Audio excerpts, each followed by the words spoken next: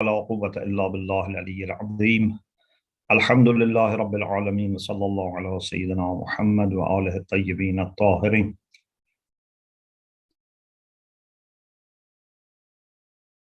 وأكرمني بنور الفهم. اللهم افتح علينا أبواب رحمتك وانشر علينا خزائن علومك برحمتك يا أرحم الراحمين. Alhamdulillah, we have tawfiq to continue our study of the book Ta'aleem wa Tarbiyat dar Islam, or Training and Education in Islam, by late Ayatollah Mutahhari. Actually, recently was the anniversary of martyrdom of Ayatollah Mutahhari, and we request Allah subhanahu wa ta'ala to send his best of salutations and rahmah and mercy to him and all our godly scholars that have helped us in understanding the truth and remaining on the right track. In the previous session, which was the third lecture of this series, we talked about the significance of developing potentials and talents, and we said tarbiyah is a kind of development, is not a kind of industry that you add something from outside to the materials that you want to change. Today, inshallah, we want to study the fourth lesson from the book, which is about the habits. This is very closely connected to the previous discussion. The question is, if tarbiyah, if education is a matter of developing and training, like a flower which has to grow, then what's the role of habits? In order to better appreciate the significance of this question, Ayatollah Mutahhari introduces to us two different attitudes. One attitude is the classic, the traditional attitude. For example, many of our great scholars of akhlaq and tarbiyah in Islam, and similar to that in other religious traditions and even in some philosophical traditions, they have had this idea that ethics is a matter of developing some qualities in the soul, some virtues, and make sure that they become malaka.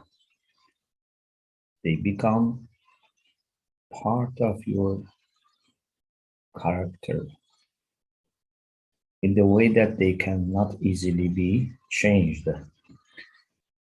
Because malaka is a quality of the soul which is not temporary, which is not changeable quickly. They say, كيفية أو هيئة راسخة للنفس تصدر عنها الأفعال بسهولة من دون التربي. A kind of situation, a kind of quality, condition for the soul which is rasikha, is well rooted, well established. Bravery, generosity are not available if once, twice, for a few days, someone does brave things or generous things. These are to be rasikha, these are to be well-rooted, well-established. And then if you have them, actions which are suitable, brave actions, for example, for bravery, generous actions for generosity, can happen bisuhula, easily. You don't need to think a lot. Min duna tarawwi. A brave person, when finds out that this is a situation for exercising bravery, would do it without pain, without forcing himself, without too much calculation and thinking. The same with generous person. So ulama of akhlaq have had this idea that we need to develop in ourselves these qualities and also good habits. Good habits are very important. And they were also very much emphasizing on starting this as soon as possible. When we are very young, we can learn things and preserve them better. You know, very famous saying, al-ilmu fi as-saghar kan-naqsh fi al-hajar. Something that you learn as a child, it can remain like a kind of print which is imprinted on a stone. Imagine if there is something inscripted on stone, or printed on stone, it remains.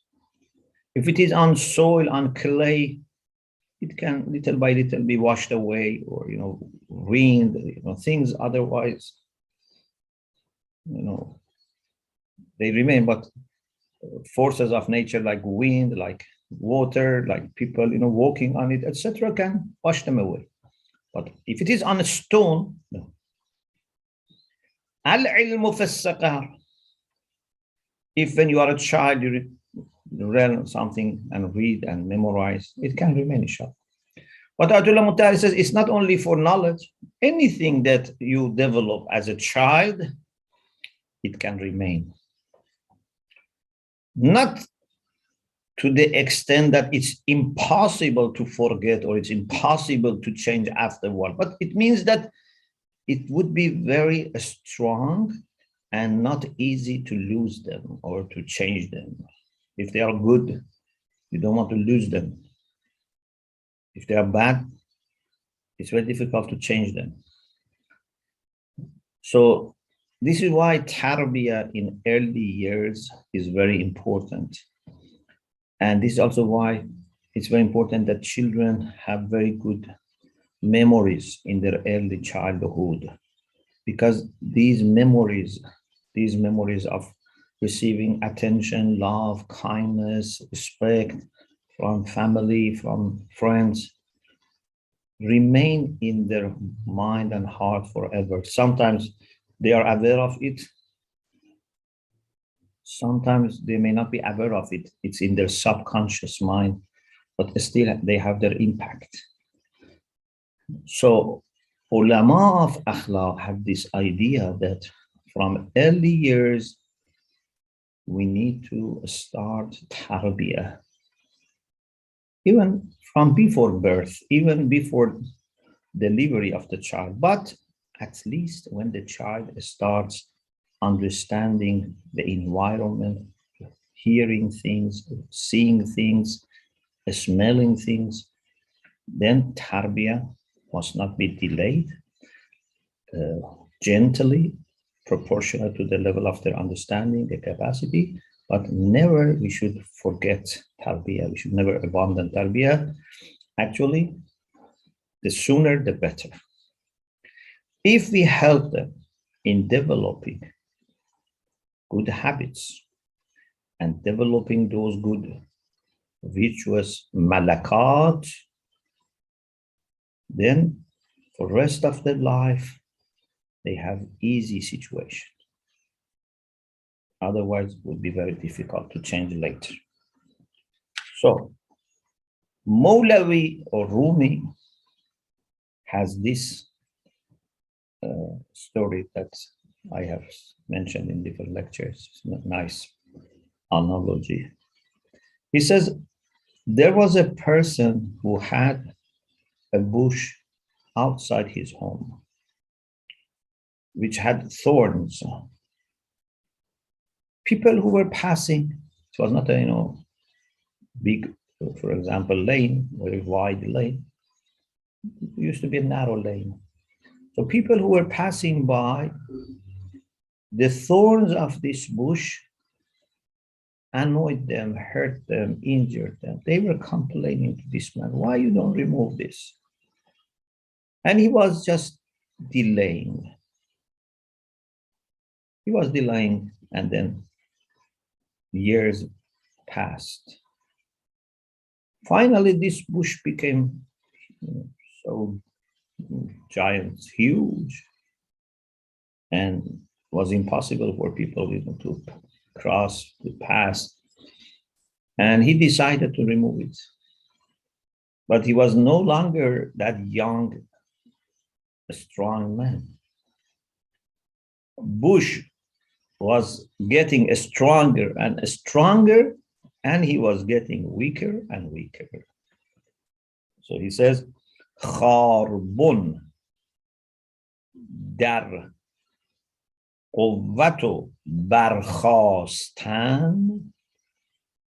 خارکن در سستی و در کاستن.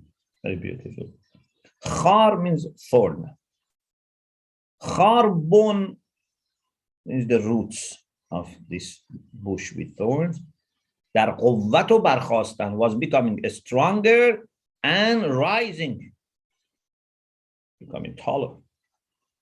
Kharkan, kan from kandan, the one who wanted to remove and uproot this bush with thorns, opposite to the bush which was going higher and becoming stronger, that susti was becoming weaker and was reduced in the power.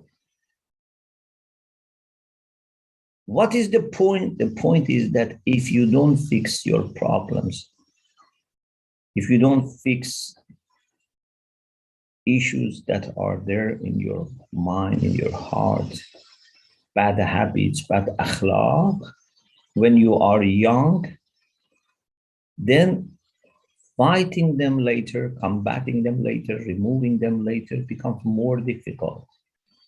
You become weaker and they become stronger. So it's better not to delay. As soon as possible, try to go for treatment. Like in a medical disease also, and treatment. The sooner the better. Ziyadi also, this was by Mawlavi. Ziyadi also says, هر که در خردیش ادب نکنند، در بزرگی ادب از او برخاست. Whoever is not educated when he or she is very young, khurdsal, infant, if tarbiyah is not offered when someone is very young, when that person becomes an adult and middle-aged, tarbiyah is not going to work, and that person would not have proper adab, politeness and courtesy. چوب تر را چنان که خواهی پیچ، نشود خشک جز به آتش راست.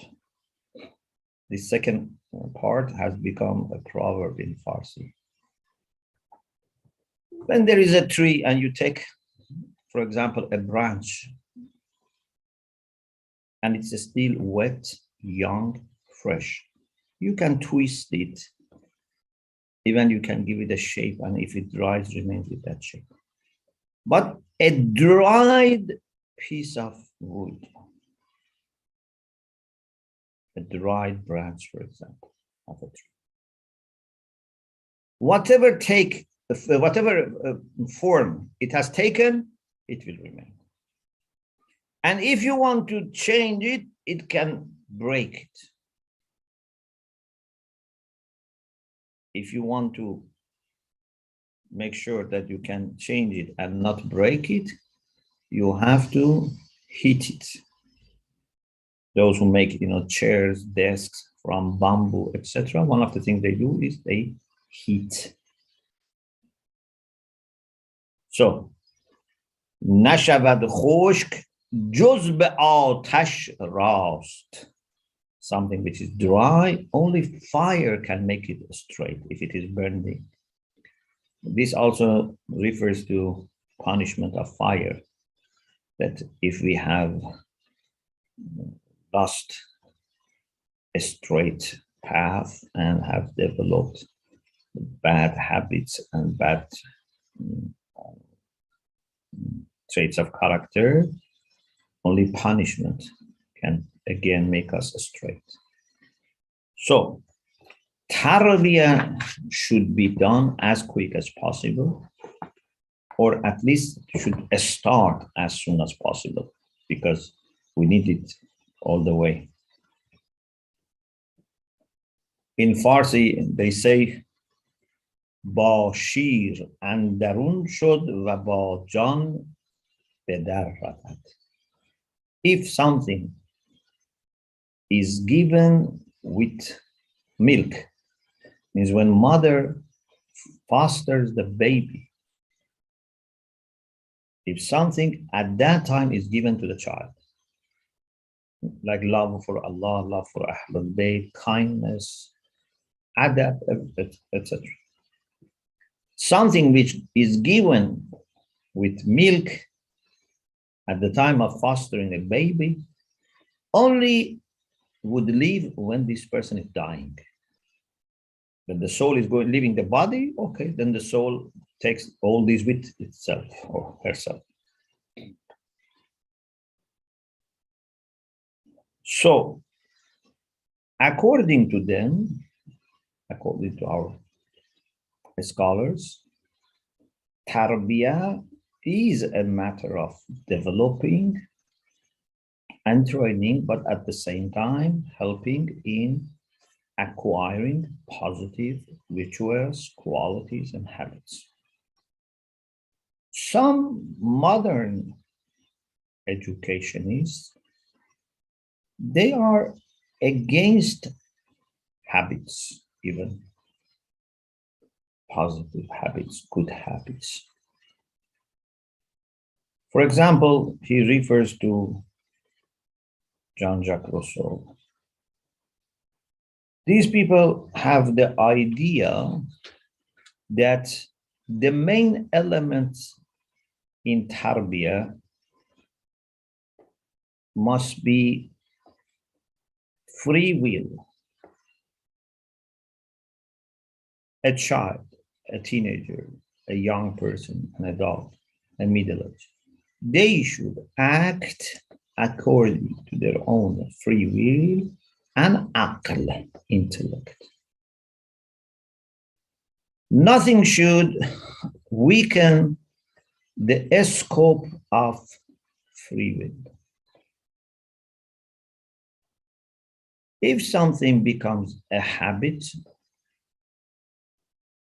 then it reduces the free will.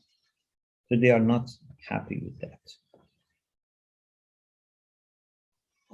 As we said before in the discussion about insan kamil, you remember in one discussion I mentioned at the beginning this point, that any philosophy, any thinker, any religion, any school of thought may have some strong points.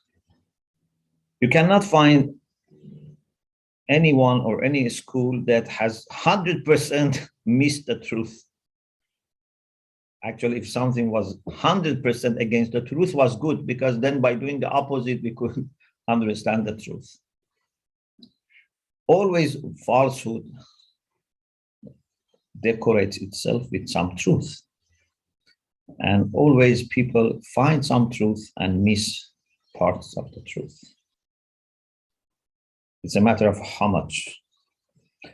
So even Marxists, they have some good points. But when they exaggerate, when they deny other aspects, that's the problem. Capitalists, I don't know, any school, they have something nice. The problem is not to see the rest of the truth or to magnify their piece of truth, to exaggerate, etc. So these people have some positive observation, but they have missed also part of the picture. What we accept, and actually is mentioned in our hadith, is that we should not do things habitually in the sense that we lose our awareness. We do them just automatically, like a robot. No, this is not good. For example, we have this hadith from Rasulullah sallallahu alaihi wasallam.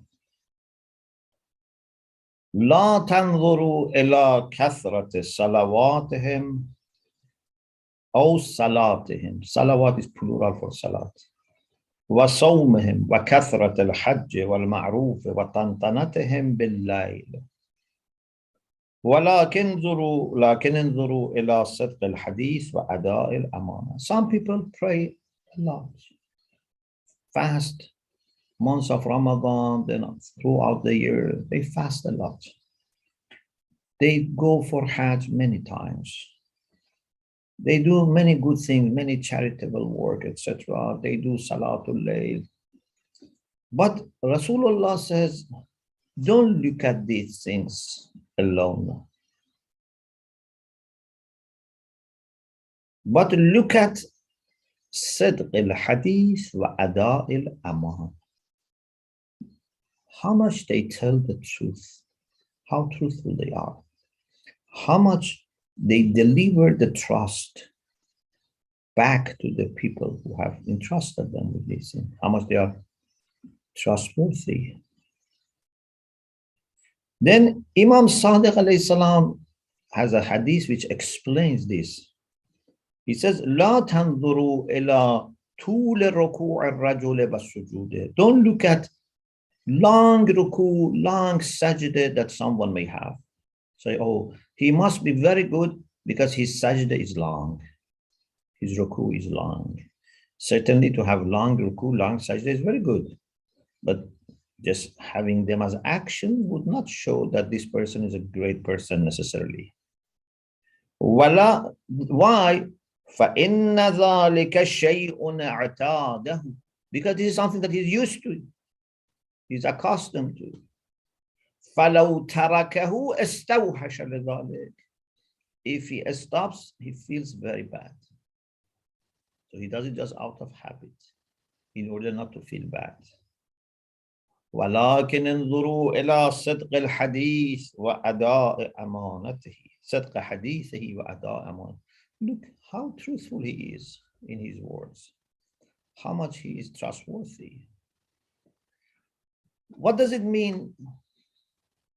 It means that even great actions like salah, like siyam, like salatul layl, like charity work, as long as we do them with intention and attention, they are great. But the moment they become just habits, we do them without being aware of what we do.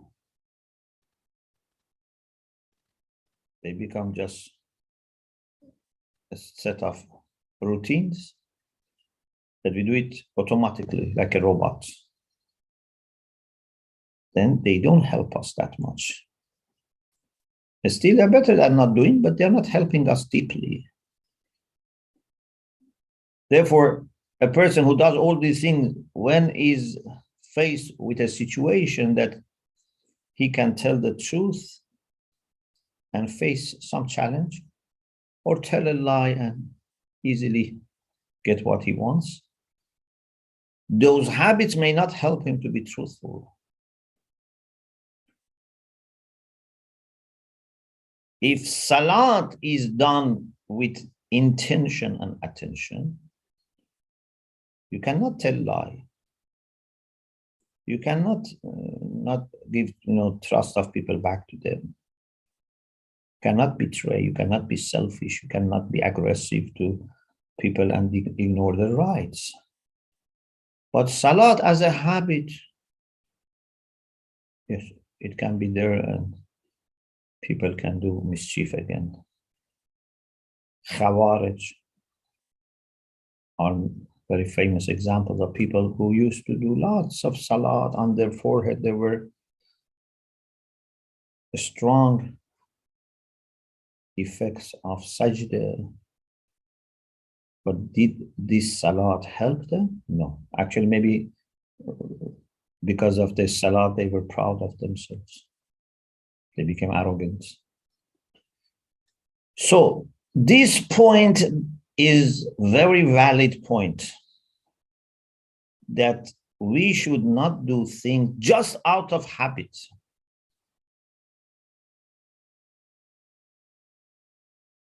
Ayatollah Mutahhir says, for example, some people, when they are told that because you are ill, you must not fast.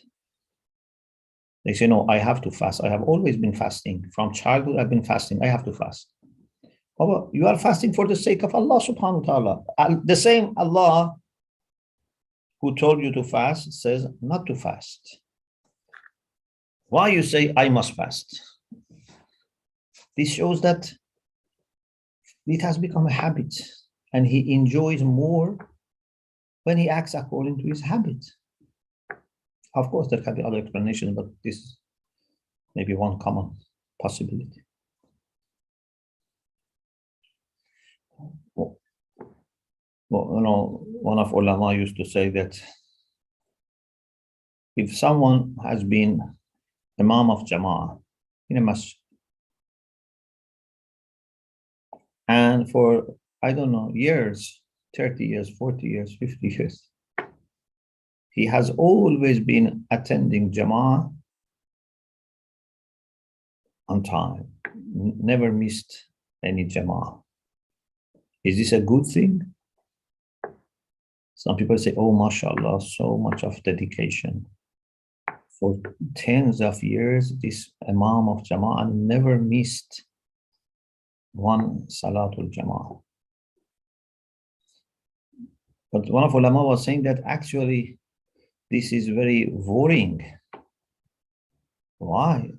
Because in all these years, he never had something more important, some emergencies. For example, no one was in need of being taken to hospital. There was no issue at home, no issue with the neighbors, family, anything in all these years that could have be urgent and be prioritized over Salatul Jama'ah, which is mustahab.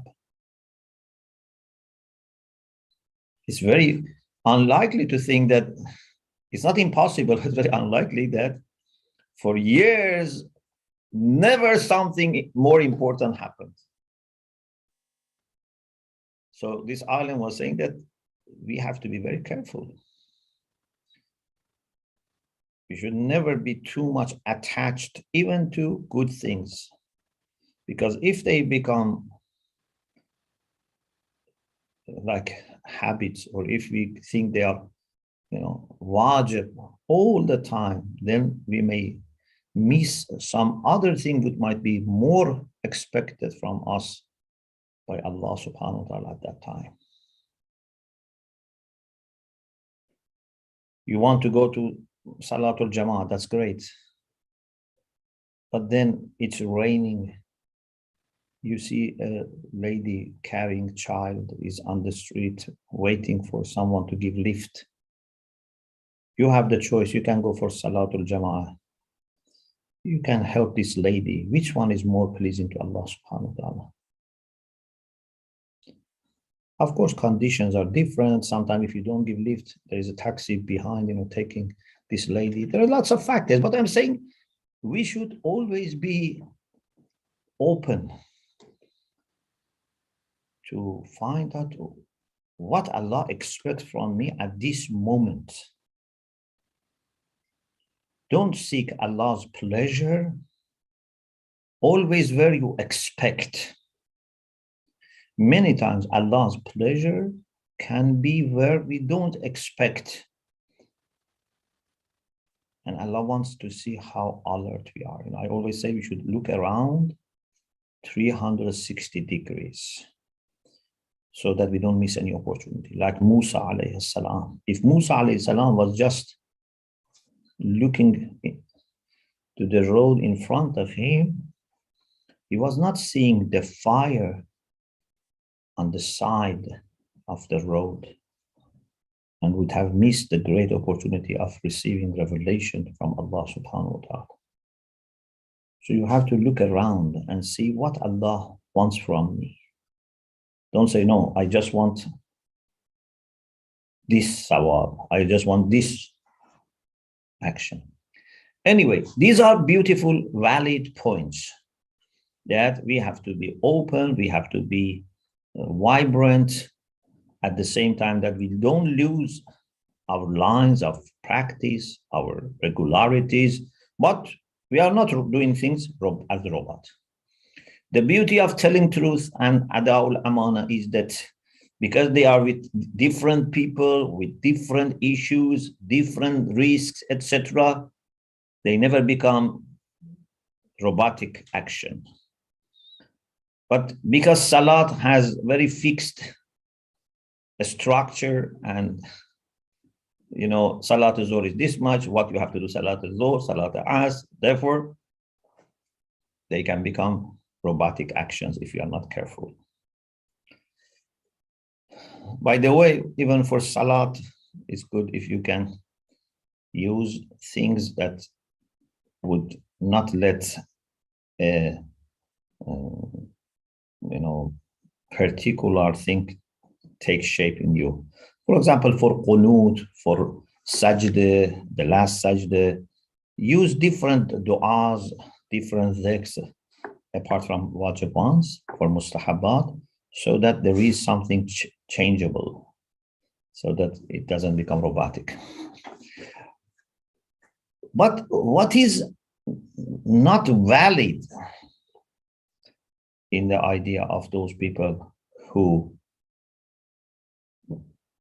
oppose habits? So the one aspect was good, we have it ourselves. But what is not valid is to oppose all kinds of habits and say they are bad or they are stopping our free will, our actions would lose its moral significance because we do it automatically, etc. No. Ayatollah Mutahari here introduces a distinction between what he calls عادات فعلی و عادات انفعالی. عاده in Arabic or عادت in Farsi means habit. عادات is plural. فعلی and انفعالی. فعل means action, is active.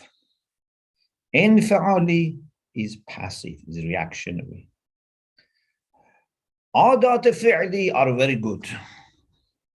For example, writing, whether you write with pen or pencil, whatever, writing needs to develop habits. If you don't develop habits and you want to do things like drawing picture every time, you know how much time it takes? We cannot write anything. We develop habits for writing or driving. Many things that we do during the day, in our job, in our personal life, cooking, washing, driving, swimming, riding bicycle, even walking. Do you think you can walk without using habits that you have developed as a child? And if someone doesn't develop good habits at that time, may always walk in a way which is not balanced, for example. Riding bicycle is not possible without developing some habits. These are good habits, fi'li. These are active, actual habits, and they help us a lot. What is bad is infa'ali, reactionary. For example, I have to always sleep on this kind of mattress, on this kind of pillow I should put my head. Only this drink I can eat, drink with my food, or this type of rice, with this type of cooking, with this type of spice. Otherwise, I cannot, finish my day.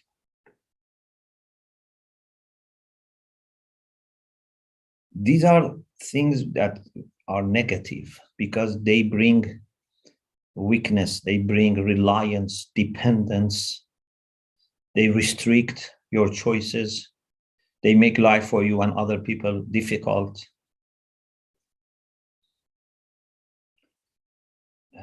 Sometimes it's good to have organized life, but not like, iron. For example, it's good that every day you have breakfast at this time, lunch at this time. Yeah, good. But you shouldn't be disturbed if something important happens and you have to change it. So, because I couldn't have my breakfast at 7 o'clock, this day is damaged. This is not good. So, if you develop a habit for Salatul Layl, is it good or bad? Those who oppose all the habits, they say it's bad. You shouldn't develop habits and every day try to do Salatul Layl. But we say to develop habit of doing Salatul Layl is not stopping your free will. It's like developing habits of riding bicycle, writing, swimming, driving. It makes it just doable. Otherwise, if you don't have a habit of Salatul Layl, every day you have to struggle to get up and then leave your bed, make wuzu and say Salatul Layl. But if you have developed habit, still you have free will. It's not that you must do Salatul Layl. You may have habit, you can easily wake up. But for example, you have now to take someone to hospital. Okay, you take him to hospital. Or for example, I don't know, something urgent has come, you have to leave the home earlier. You can do it. It's not that you are forced to do Salatul Layl, or you would do Salatul Layl without understanding. No. It's a habit which is positive, which is making me more capable of using my options and exercising actually my free will. If I am not used to it, laziness creates a kind of resistance in me. And I know I have to wake up, but before going to bed, I decide to wake up. When I'm in the bed, I cannot wake up. So this is the discussion about habits. And inshallah, we continue this discussion in the next session, inshallah. Towards the end of this lesson, Ayatollah Mutahari starts the preparation for the next topic, which is about what makes an action moral, what makes an action morally significant, or what gives moral status to an action. Inshallah, we will continue this discussion bi'iznillah in the next session. Wa akhiru da'wana alhamdulillah rabbil alameen. Jazakallah. The people who are asking question can please mention your city. Yeah, Noor Jafar. Assalamu alaikum. I'm from Dubai. Thank you, Maulana, so much for your enlightening lectures. They're really very, very helpful. Thank you so much. Jazakallah. Jazakallah alf khair. Maulana, my question is that habits, as you said, they're good or bad. And I would like to know more about malaka. When you have the malaka of over a habit, it's a conscious and you have to be very aware while we are having malaka. It's a power and control. Could you just tell me more about it? And it can also be good or bad? Yeah. Malaka is a quality which is well shaped and formed and rooted. It can be positive malakat, it can be negative, it can be virtuous or vicious. For example, bravery, generosity, kindness, patience, gratitude, these all can become malakat. You have developed what we call a second nature of being grateful, being polite, being patient, being organized. If they are malakamis, they are well established, and you don't need to struggle every day to do these actions which are suitable. They match that malak. But malak can be also negative. For example, someone is impatient, someone is miserly, someone is selfish, someone is fearful. So therefore, akhlaq is to help us with bringing good actions and avoiding bad actions, and also developing positive malakat, virtues, and avoiding, removing negative malakat or vices.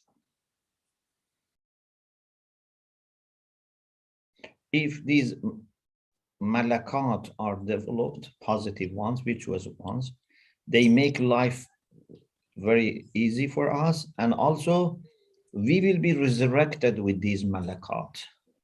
The most important thing when we are resurrected is our aqaid and malakat, then actions. Malakat, generally speaking, are more important than actions. If someone has some generous acts, he will be rewarded. But your generosity is always with you. And some believe that if someone has even one virtue, but in a strong way, they will not be punished by fire. So if you are really, truly generous, like Hatamatai, you will not be put in fire. Maybe this person will not go to heaven, but will not be punished, because these virtues are all godly qualities. And if we manage to develop these virtues, then they will save us in dunya, they will save us in the hereafter. I'm not saying one virtue is enough, but I'm saying that even one virtue, if it is developed fully, can save us. And in reality, these virtues are very much interwoven. You cannot be very generous person and then not patient. You cannot be very generous person and then, for example, a person who disregards the rights of other people. Many of these virtues, if they are really developed, they lead to other virtues.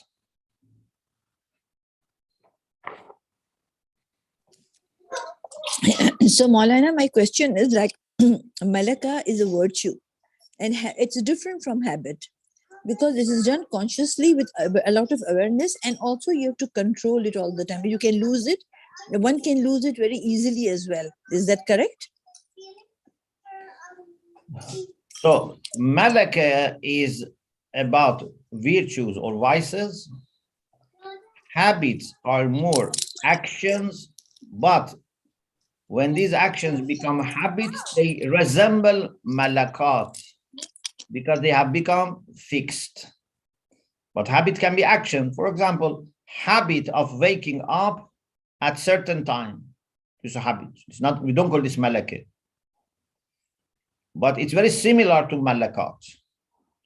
So in akhlaq, we should develop virtuous malakat and useful habits, but never let anything eliminate our consciousness, our intention and attention.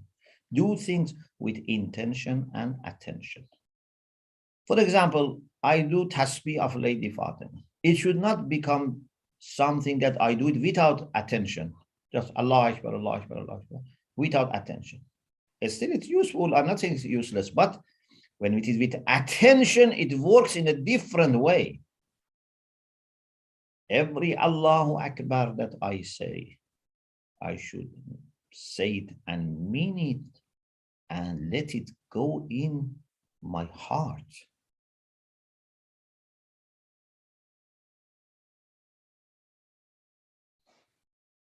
Jazak Allah, thank you so much. Maulana, another one small question is, like for that Nawafil al-Subh, if a person has a habit of sleeping late and he knows that when he'll wake up for morning prayers, then he can only pray the morning prayers very attentively.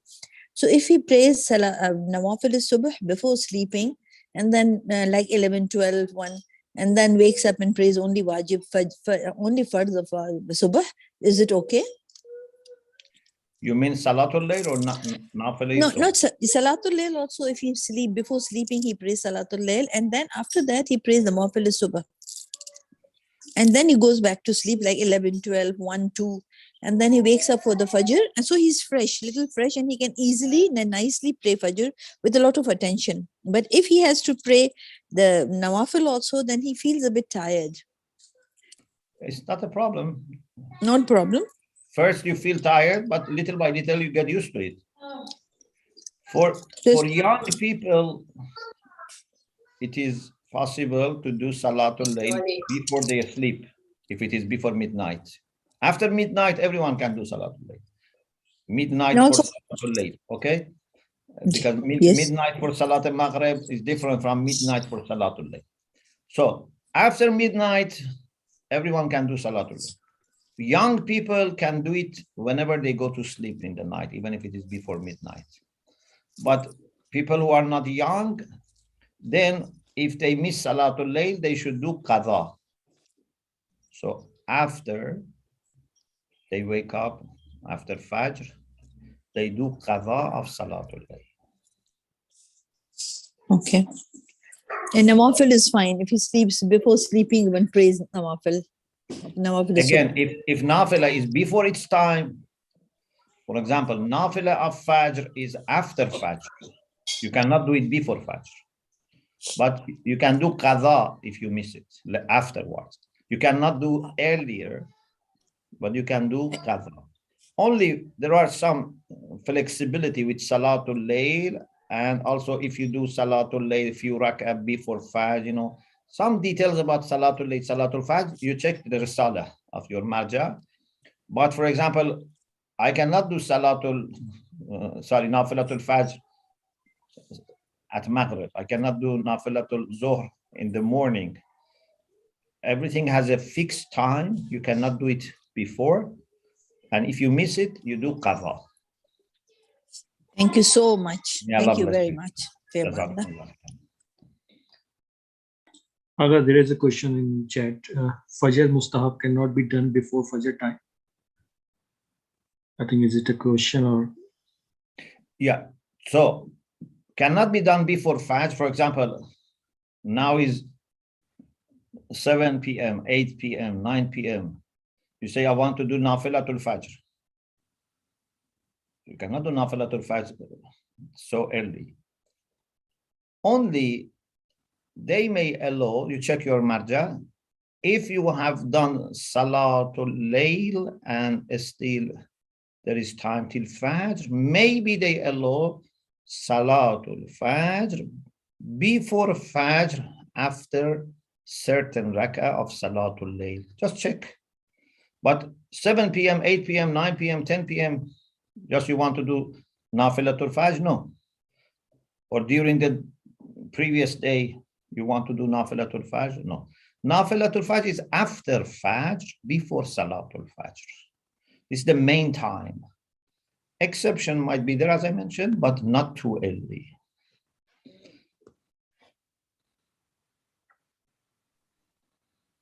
Assalamu alaikum wa rahmatullahi wa barakatuh. Alaikum assalam wa rahmatullah. You say free will is important. We as parents try to control our child to study the subject or many things. But this age is not support this behavior of parents. The child being rebellious about this behavior. I have witnessed recently in my family, a child leave home because he didn't want to study. What is the main reasons? Is the reason only controlling behavior of parents, or the lots of exposure by internet? Or please comment on this.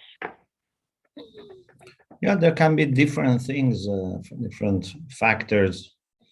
Nowadays, unfortunately, or sometimes fortunately, it depends on the situation. Parents are not the only people who have control over tarbiyah of their children. It can be good, but most of the time it can be bad.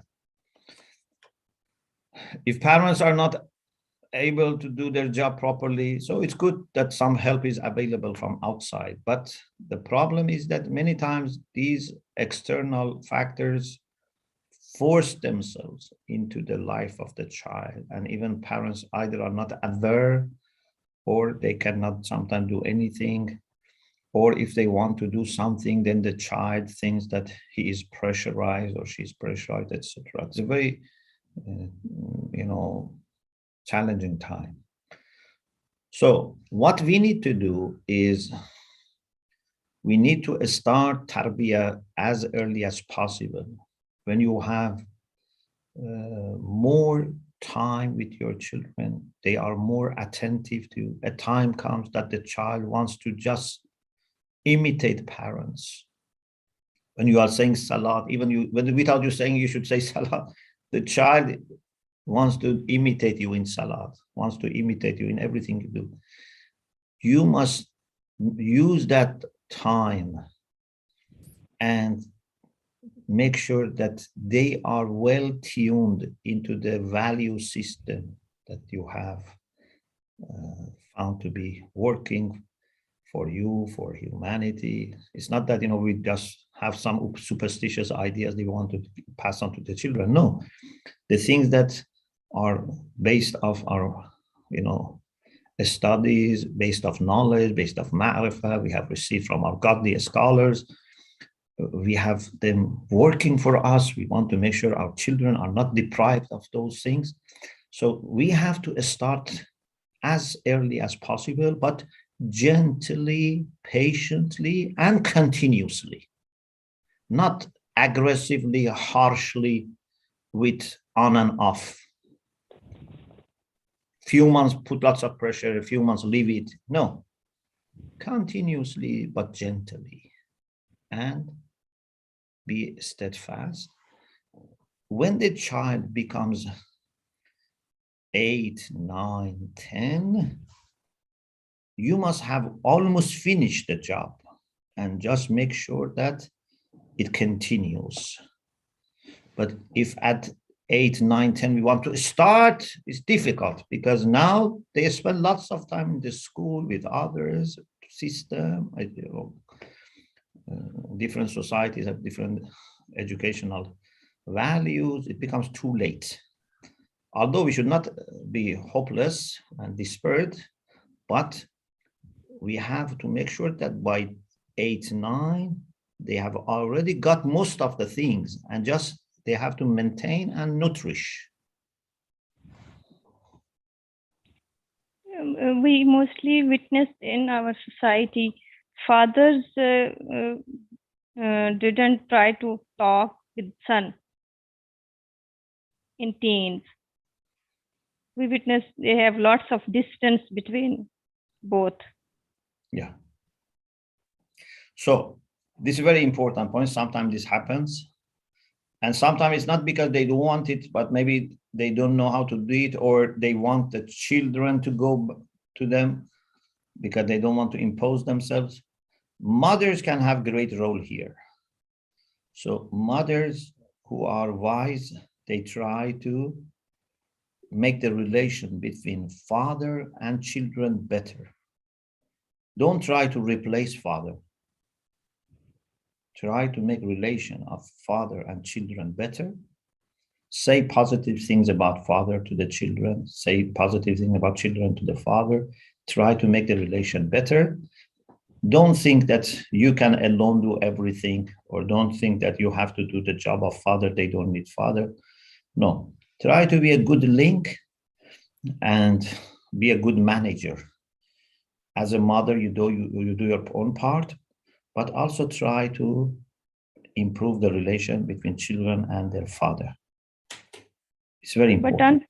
But unfortunately, the parents both are blaming each other. That's not helpful. Even if you are sure that your husband or your wife is not doing the job properly, don't fight over this, don't quarrel.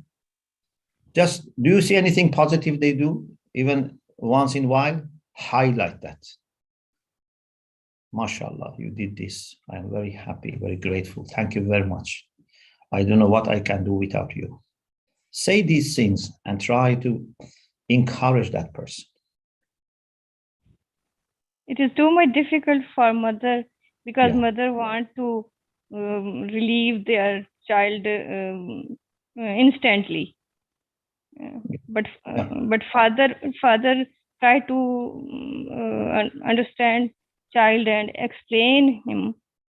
But sometimes mother create hurdle.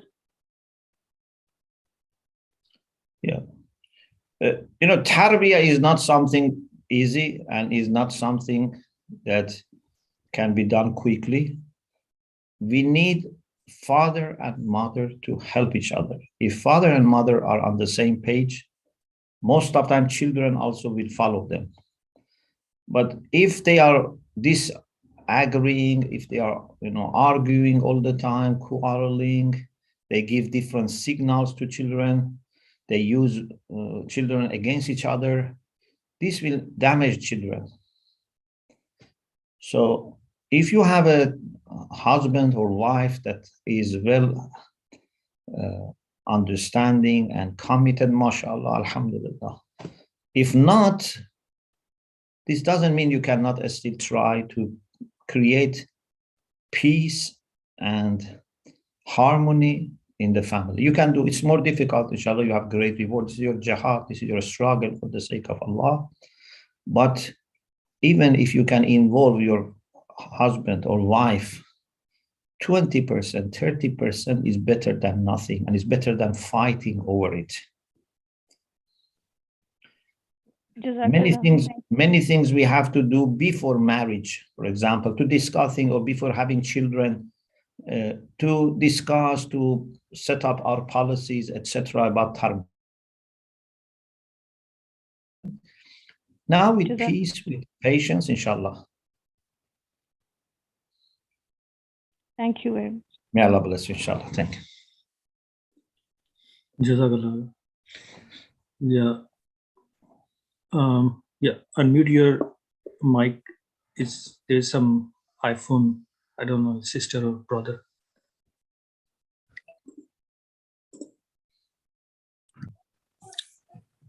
Assalamu alaikum, Agha Sahab. Alaikum assalam wa rahmatullah. How are you? I'm fine, Agha Sahab. Very nice lecture. And could you please mention your city first? I'm مرتضی from Japan, near Tokyo. May Allah bless you. Agha Sahab, I have one question regarding this lecture. Yes. That the parents, what is the influence of parents' tarbiyah over their children? But what we have seen in different places, in different cases, that parents, for example, if they are harsh enough to their kids are mostly, scattered in their way. They're not good in their success as well as in life. And what is our Mutahiri readings about this? And second, about the media invasion is definitely too much in our society, in all the societies, particularly in cartoons, or every mother and father, they just they allow them to watch cartoons, which is contrary to our traditional life as well. So this is also, they are encouraging to different languages as well as to different norms. So we are not in control of them. Kindly direct us. What can we do to avoid? Because in Japan, what we have seen in schools, tarbiyat is very good. They don't allow kids to have tablets or maybe cartoons, or they're just like Islamic tarbiyah. But in actually, after they're coming home and they're at home, or they're with friends, the kids are with friends, we have less control over them. Although we are teaching them, but the society has overall too much influence over them. So we don't know how to control them, and how to direct them Islamically. So kindly direct us. Thank you. Regarding Ayatollah Mutahhari's view, of course,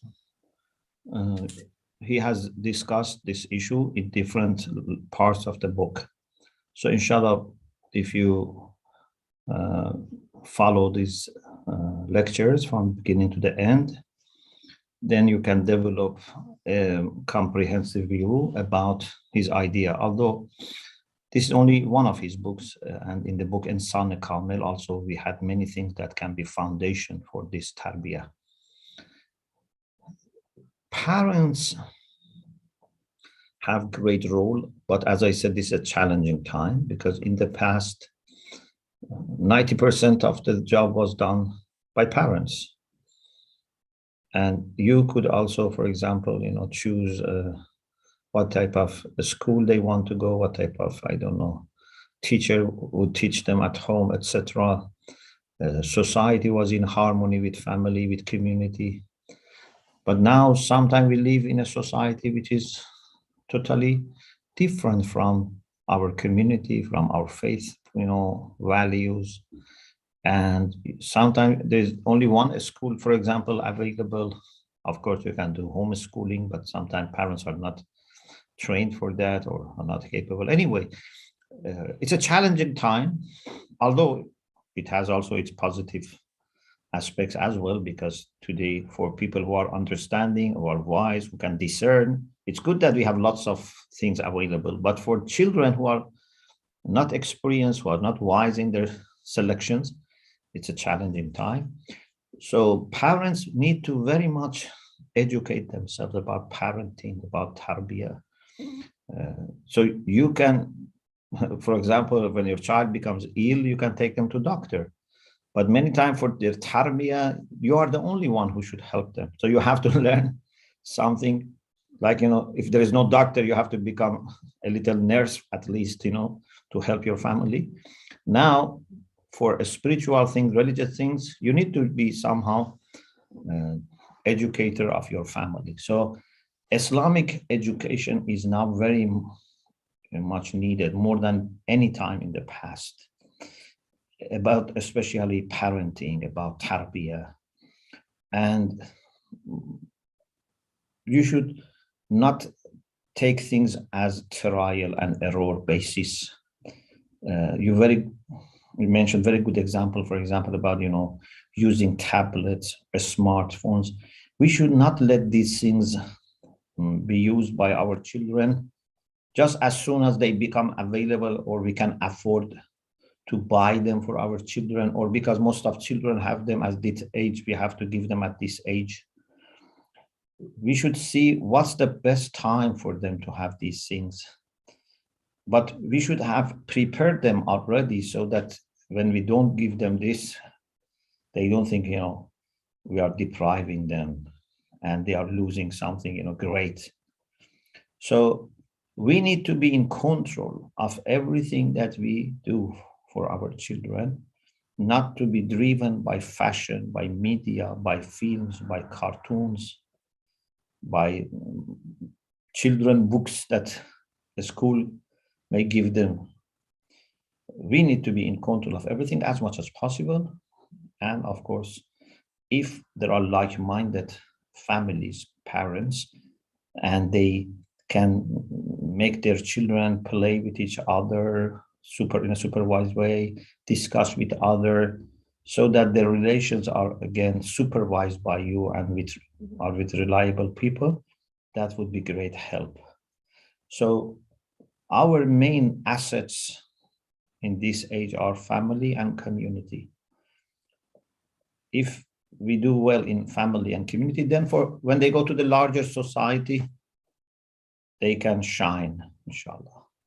And even secular society would appreciate children that are well trained, properly brought up. They don't appreciate it when we are doing it, unfortunately. But later, when they go to work, when they undertake responsibilities, when they observe rights of other people, when they are very productive, then they would appreciate. They would see that, these people who have family, a strong family, ties, a strong family upbringing, they are much better than people that family left them to the society and to the schooling and etc.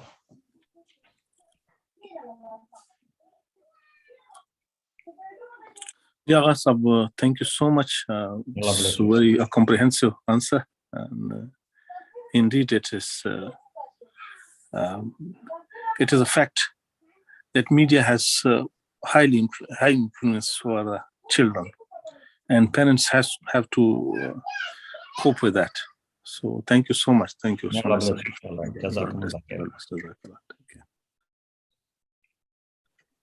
Ji, Assalamu alaikum. Alaikum assalam. The same question for the parents and kids. Could you please mention your city first? Yeah, I'm from Dubai. Yes. My even the same, because we don't have knowledge, so we cannot do properly tarbiyah of kids. So I find in YouTube many scholars, but they teach these are the problems, but they don't give us a solution. But I find one lady scholar, she's a pediatrician, and she's she's a doctor, Kanwal Kesar from Pakistan. So I find her lecture, she just teaches this is the issue and how to deal. Mm. So is it okay if I go, because she's a Sunni scholar? Because for means it helped me a lot for my daughter. Mm. So she's very hyper, and she don't want to study, and it's very difficult for me. But after hearing her lecture, I find it very helpful. So is it okay, or I go only a Shia scholar? Yeah, if it is not going to affect your aqidah, there's no problem. Yeah.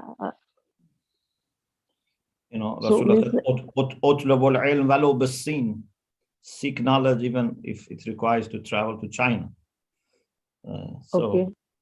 So our only concern is if someone is going to affect your aqidah, your akhlaq. But if it's a practicing Muslim who is not targeting directly or indirectly your aqidah, shouldn't be a problem. Okay, so I can listen to her, and like even I suggest many of her friends that they can go, like if you can type at any like teenagers or for this, then there are so many lectures and like real fact she tells about her and how to deal or like means it helped me a lot. But even somebody told me that no, you cannot go through the others like other scholar, you only go through the Shia scholar. Even I listened to the 14 lectures of Abidus and Zeddy also about in this Madrasatul Qaim, but even Yes. I did not find the solution, you know, like on daily basis. But Alhamdulillah, I find with her. So even I was worried that I'm right or wrong. I just wanted to ask. Yeah. May Allah bless you, inshallah. Okay, thank you so much. Jazakumullah khair. Ahsan. Yes, there is a question in chat. The question is it okay to lie in front of child to say positive things about father?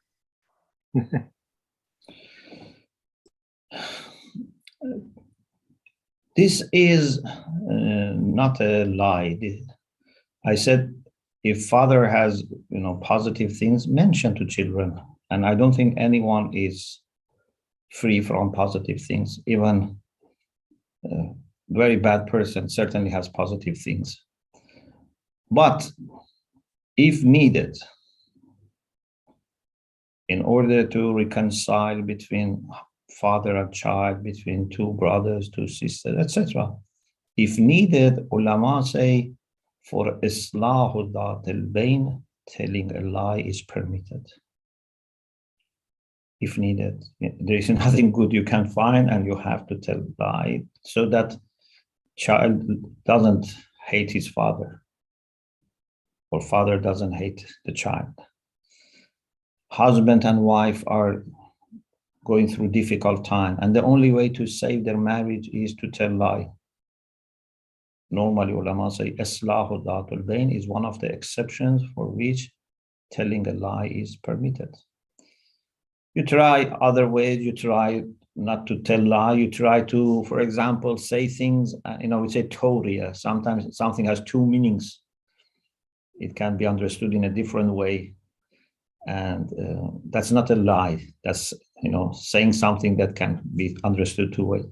But if nothing works and you have to tell a lie to save a marriage, you can do it.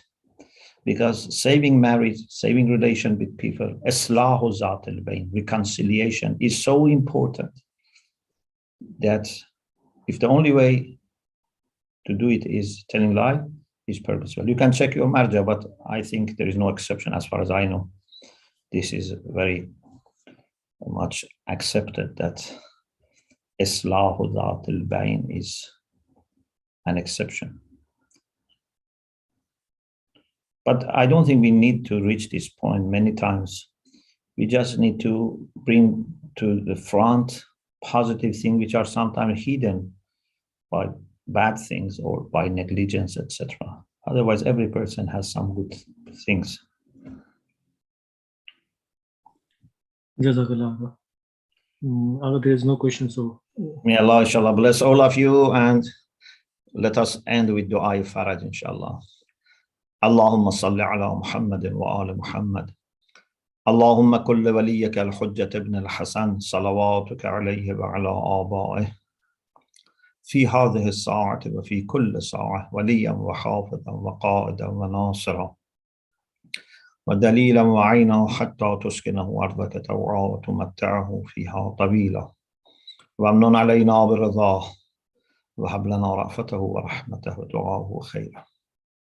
اللهم اشف مرضانا اللهم ارحم موتانا اللهم اقض حوائجنا اللهم أد عنا الدين وأغننا من الفقر برحمتك يا أرحم الراحمين. اللهم صل على محمد وآل محمد.